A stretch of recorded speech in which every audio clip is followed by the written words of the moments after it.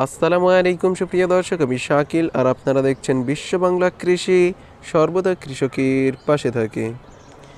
সুপ্রিয় দর্শক, কুল গাছের কুল হারভেস্ট করে নেওয়ার পর কিভাবে এই গাছকে পুনরায় কুল ধরার জন্য প্রস্তুত করতে হবে সে সম্পর্কে আজকে বিস্তারিত জানাবো এই ভিডিওর মাধ্যমে। যেমন এখানে টবের এই গাছটিকে দেখতে পাচ্ছেন, এটার কুল হারভেস্ট করা সম্পন্ন হয়েছে। এবার এই গাছটিকে প্রুনিং করতে হবে, সার প্রয়োগ করতে হবে এবং রিপোর্টিং করতে হবে। এটা সম্পর্কেই বিস্তারিত জানাবো। আপনারা অবশ্যই এই ভিডিওটি শেষ পর্যন্ত দেখবেন। আর এই চ্যানেলে যদি আপনারা নতুন হয়ে থাকেন তাহলে অবশ্যই চ্যানেলটি সাবস্ক্রাইব করবেন আর পাশের নোটিফিকেশন বেলটি অন করে দেবেন। তো চলুন সুপ্রিয় দর্শক, শুরু করা যাক। সুপ্রিয় দর্শক, এটা বল সুন্দরী কুলের একটি গাছ এবং এই গাছটিতে আগাম কুল হয়েছিল আর ইতিমধ্যে এই গাছের কুল হারভেস্ট করা সম্পন্ন হয়েছে। এজন্য এই গাছটিকে প্রুনিং করে দেব। আমি আগাম এই গাছটিকে প্রুনিং করব এবং আগাম যদি প্রুনিং করা হয় আগাম এটাতে ফুল আসবে এবং ফল হবে। এখানে যে ছোট চিকন চিকন একেবারে ডাল দেখা যাবে, এই ডালটিকে অবশ্যই কেটে দিতে হবে। আমি এটাকে প্রুন করে দিচ্ছি। এই ধরনের ছোট ডালপালা থাকলে এগুলিকে প্রুনিং করে দিতে হবে। অনলি আপনারা মোটা যে ডালপালা থাকবে সেগুলিকেই রেখে দেবেন। এটা থেকে নতুনভাবে স্প্রাউট বার হবে, নতুন কুশি বার হওয়া শুরু হবে এবং তাতেই আবার প্রচুর পরিমাণে ফল পাওয়া যাবে। এবং এখানে যে মোটা ডাল থাকবে এটাকে একটু রেখে দিয়ে তারপরেই প্রুনিং করে দিতে হবে।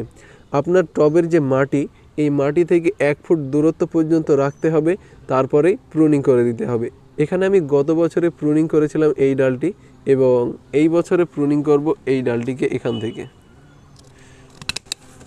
আমি এই ডালটিকে কেটে দিয়েছি এবং একে একে যতগুলি ডাল আছে সবগুলিকেই কেটে দিতে হবে। সুপ্রিয় দর্শক, একে একে আমি প্রত্যেকটা ডালকেই প্রুনিং করে দেব।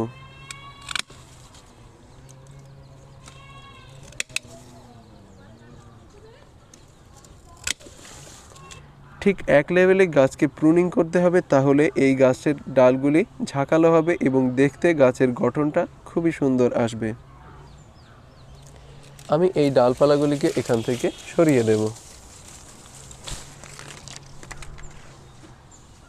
আপনারা দেখতে পাচ্ছেন গাছটিকে প্রুনিং করা হয়ে গেছে এবং এখানে কিছু চিকন চিকন ডালপালা আছে, এগুলিকেও আমি একেবারে কেটে দেব।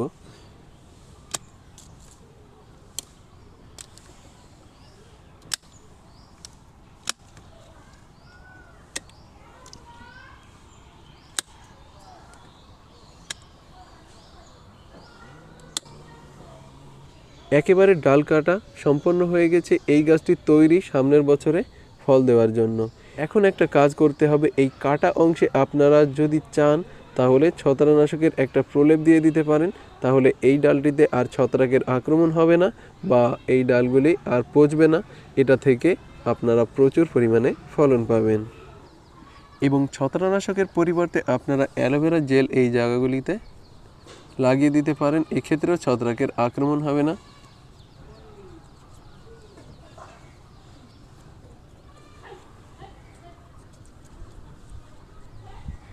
অ্যালোভেরা জেল ছত্রাকের জন্য খুবই কার্যকরী একটি উপাদান।